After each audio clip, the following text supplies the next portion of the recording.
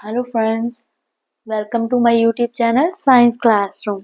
सो आज हम अपना नेक्स्ट टॉपिक करने जा रहे हैं और टॉपिक का नाम हमारे क्या है? वेक्टर्स। क्या है टॉपिक का नाम? वेक्टर। वेक्टर जानने से पहले आप सभी को पता होना चाहिए कि हमारे पास टू क्वांटिटीज होती हैं। कौन कौन सी? वो होती है हमारी स्केलर और वेक्टर क्वांटिटी। आप सभी को पता है कि स्केलर क्वांटिटी कौन सी होती है और वेक्टर क्वांटिटीज कौन सी होती हैं। जो स्केलर क्वांटिटी होती है उसमें हमें मैग्नीट्यूड दिया होता है। मैग्नीट्यूड मीन्स मैं बताऊंगी कि कोई भी बॉडी कितनी स्पीड में चली। मैं बोलूंगी कोई भी बॉडी 30 किलोमीटर उसने डिस्टेंस कवर किया कितने? 1 घंटे में। ठीक है, 1 आवर में उसने 30 किलोमीटर डिस्टेंस कवर किया। वेक्टर में भी क्या होगा? उसका मैग्नीट्यूड होगा। ठीक है, बट जो स्केलर क्वांटिटी है उसका मीन्स है कि उसकी डायरेक्शन नहीं होगी। उसमें ये नहीं बताया होगा कि वो बॉडी नॉर्थ की तरफ जा रही है, साउथ की तरफ जा रही है। बट कि वेक्टर क्वांटिटी क्या है कि कोई भी बॉडी वेक्टर क्वांटिटी कब शो करेगी? जब उसमें उसकी क्या बताई जाएगी? डायरेक्शन। ओके, कोई भी क्वांटिटी जिसमें उसका magnitude as well as direction बताई जाए उसे हम क्या कहते हैं? वेक्टर। और जिसमें ओनली मैग्नीट्यूड बताया जाए, उसे उसकी डायरेक्शन नहीं बताई जाए, उसे क्या कहते हैं? Scalar quantity. फॉर एग्जांपल हमारे पास फोर्स हमारी क्या है? Vector quantity. एक्सेलेरेशन, वेलोसिटी, ये हमारी क्या है? एक स्केलर क्वांटिटी। डिस्प्लेसमेंट क्या है? एक scalar quantity, sorry vector quantity. और स्केलर में क्या है? डिस्टेंस। डिस्प्लेसमेंट जो हमें क्या है? डायरेक्शन बताता है, और जो डिस्टेंस है वो हमें सिर्फ मैग्नीट्यूड बताता है, डायरेक्शन के बारे में नहीं बताता, इसलिए वो क्या है? Scalar quantity. ये तो थोड़ा सा रिव्यू था स्केलर और वेक्टर क्वांटिटी का। हमारा टॉपिक का नाम ही क्या है? वेक्टर। सो हम वेक्टर करने जा रहे हैं टॉपिक। इसमें आपको लॉ ऑफ वेक्टर एडिशन ये सभी आएगा। उससे पहले आप कुछ टाइप्स ऑफ वेक्टर जाने कि वेक्टर होता क्या है। उससे पहले मैं आपको वेक्टर की रिप्रेजेंटेशन बताऊंगी कि वेक्टर की रिप्रेजेंट कैसे करते हैं। सो हम कैसे रिप्रेजेंट करते हैं वेक्टर को? रिप्रेजेंटेशन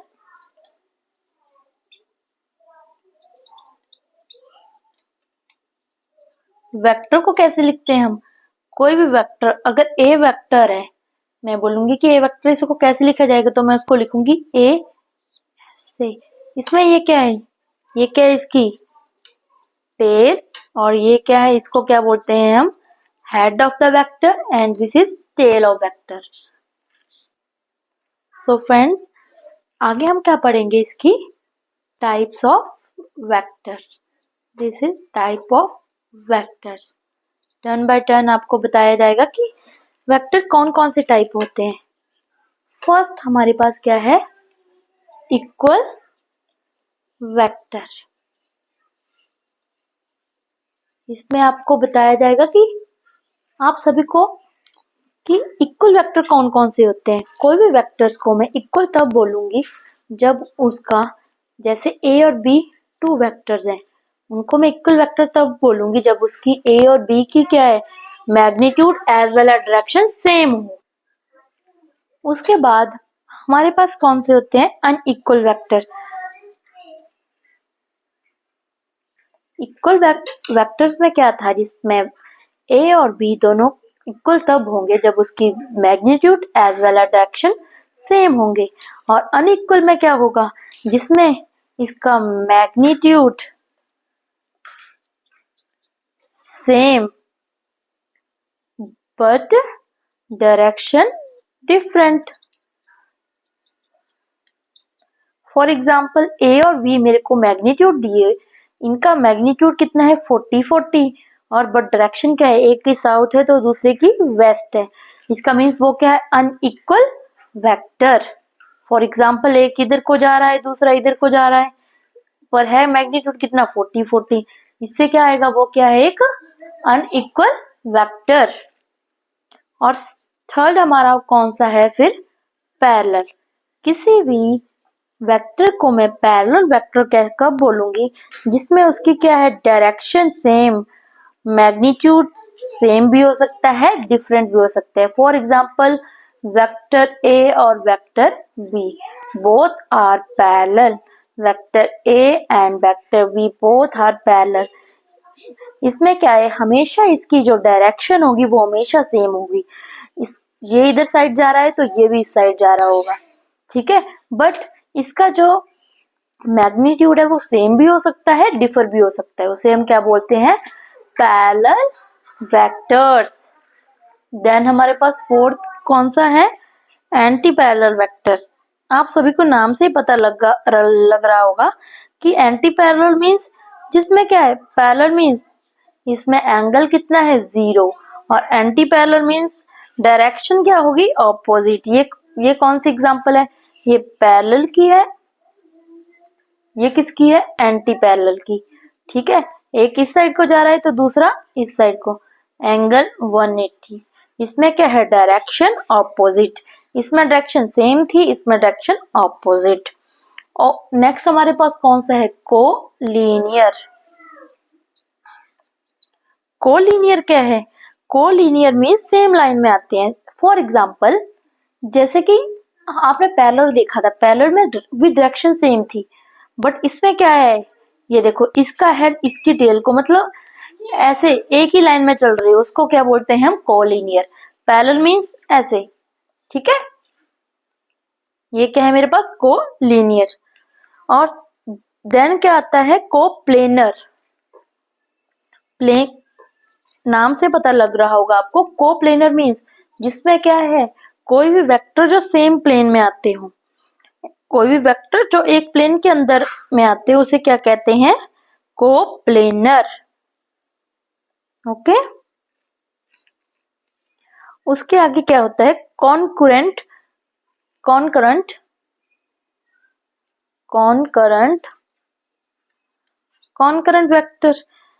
इसमें क्या है, कोई भी वेक्टर जो एक ही पॉइंट से निकले उनको क्या बोलते हैं हम, कॉनकरेंट वेक्टर्स। जिसमें एक क्या हो, कॉमन पॉइंट, सेम पॉइंट, उसको क्या बोलते हैं हम, कॉनकरेंट वेक्टर।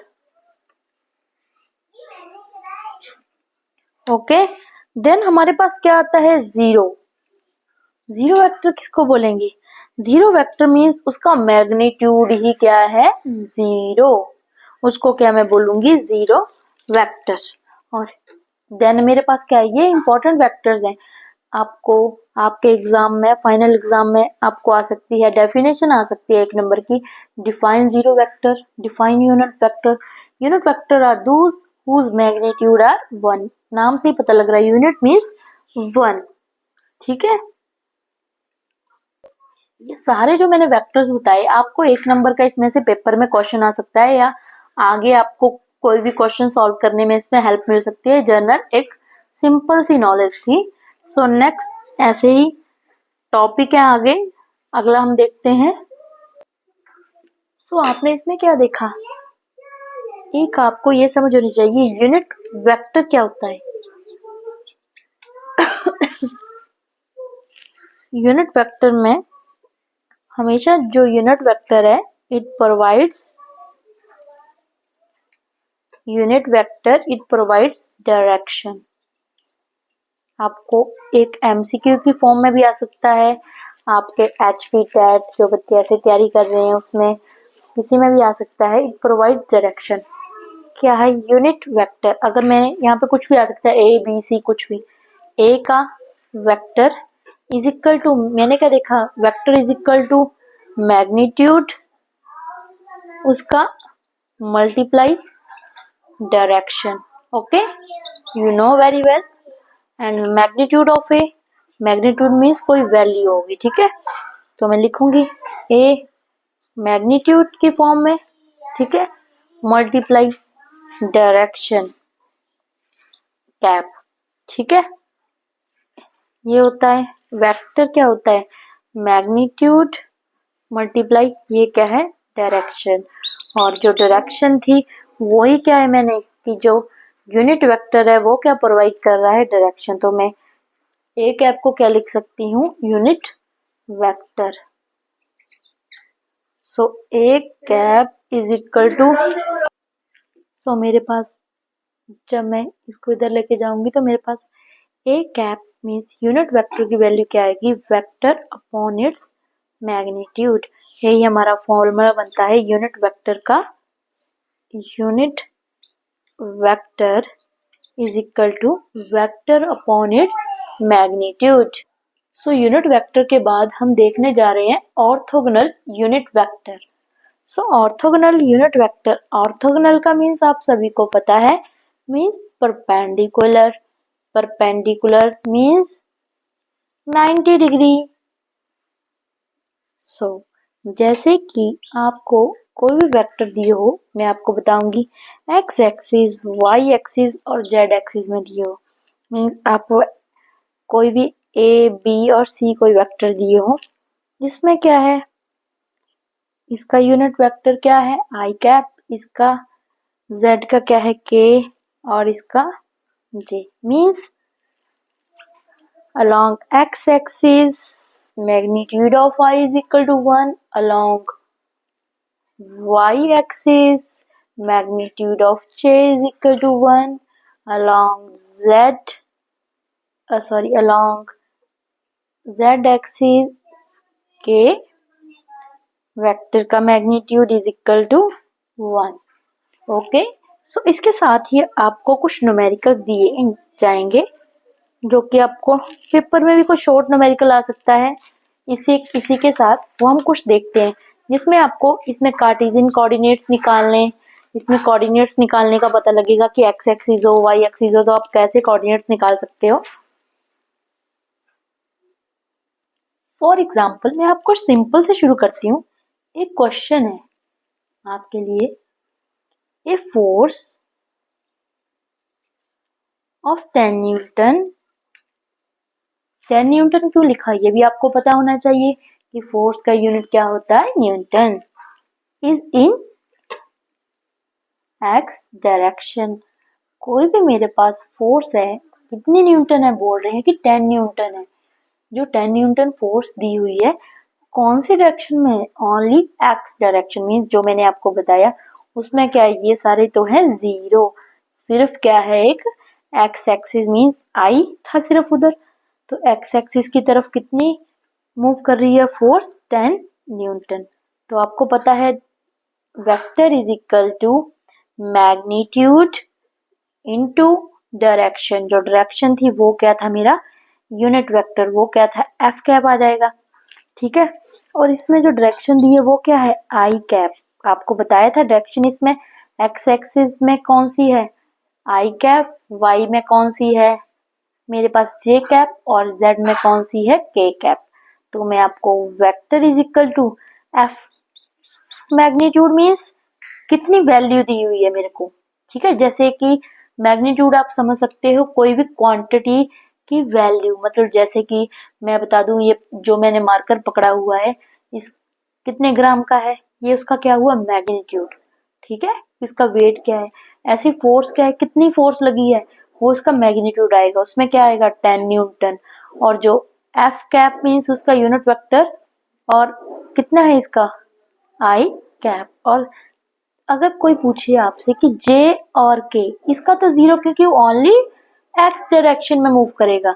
सो एफ फोर्स, मतलब फोर्स का जो वेक्टर है वो कितना आएगा, 10 आई कैप। ओके, ऐसे मैं आपको एक क्वेश्चन दूं, a force has magnitude of 10 Newton in x direction, और मैं आपको बता दूं कि उसमें क्या है, क्वेश्चन में क्या है कि 15 किसमें, जेड में। तो आपका क्या आएगा, 10 आई तो ऐसे ही आ जाएगा, और जीरो जे प्लस 15 के। मतलब अगर आपको जेड डायरेक्शन में 15 उसने न्यूटन दिया हो, तो आपका क्या आएगा, 10 आई कैप प्लस 15 के कैप। ओके, आप प्रैक्टिस कीजिए, आपको समझ आ जाएगा। एक और न्यूमेरिकल है आपके लिए पेपर में, कि आपको यूनिट वेक्टर फाइंड करना है, किसका, यूनिट वेक्टर ऑफ ए, जिसमें आपको वेक्टर दिया है 3i प्लस 4j। आपको सिंपल जो मैंने आपको फॉर्मूला बताया वो पता होना चाहिए, उससे आप कुछ भी निकाल सकते हैं। जैसे मैंने आपको बोला था vector is equal to magnitude into unit vector, ये था, उससे यूनिट वेक्टर निकाला था। A cap is equal to, मेरे पास क्या था, direction, vector is equal to direction upon its magnitude. So A cap direction कितनी दी हुई है, 3i दिया हुआ है सीधा, प्लस 4j। मैग्नीट्यूड कैसे निकालेंगे, ए की वैल्यू निकालनी है हमें, कोई भी वैल्यू आएगी मैथमेटिक्स की वैल्यू, आपको मैग्नीट्यूड आएगा अंडर रूट 3 का स्क्वायर प्लस 4 का स्क्वायर, ये इसका मैग्नीट्यूड आएगा। ए का मैग्नीट्यूड ऐसे निकालेंगे हम, vector 3 square plus 4 square, 3i plus 4j divide by 3 का स्क्वायर 9 प्लस 4 का स्क्वायर 16। ये मेरे पास क्या आएगा, 3i plus 4j under root 25 आ जाएगी। ठीक है, ये मेरे पास आंसर आ गया। ये क्या मेरे पास आ गया, मैग्नीट्यूड। इसको आप तोड़ के भी लिख सकते हो, 3i divide by 5, under root को हटाएंगे तो 25 का 5 आ जाएगा, 4j डिवाइड बाय 5। ये मेरे पास क्या आ गया, इसका यूनिट वेक्टर। ऐसे हम यूनिट वेक्टर निकाल सकते हैं किसी का भी, कोई भी क्वेश्चन आ जाए। जैसे मैंने ये क्वेश्चन निकाला वैसे मैं आपके लिए कुछ यूनिट वेक्टर फाइंड करने के लिए दे रही हूँ। आप इन सभी क्वेश्चन को सॉल्व कीजिए। फर्स्ट है मेरे पास, find unit vector i plus j cap. इसका क्या निकालिए, यूनिट वेक्टर।